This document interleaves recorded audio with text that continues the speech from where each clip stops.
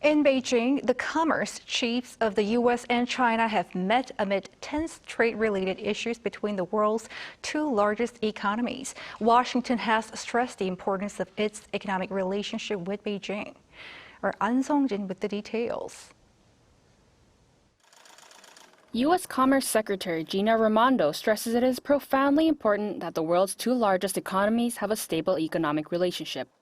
This in remarks made to her Chinese counterpart Wang Wentao in Beijing on Monday, saying that although it is challenging, progress can be made if the two are direct, open, and practical.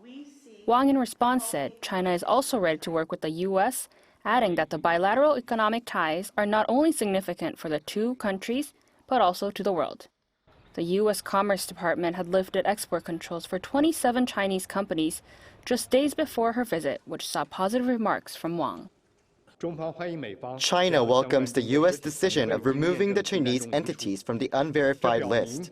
It shows that the two sides can address specific concerns through communication on the basis of mutual respect.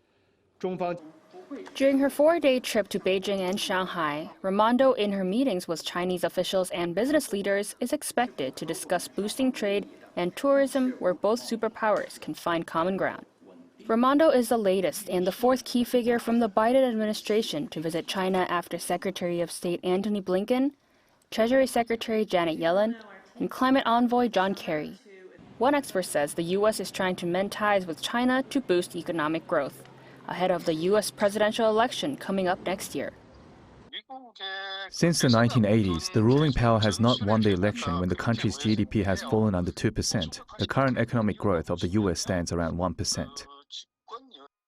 As the meeting also comes amid concerns over the faltering Chinese economy, the expert added that Raimondo's visit is likely to bring results that will be beneficial to the economies of Washington and Beijing. Ahn SungJin, Arirang News.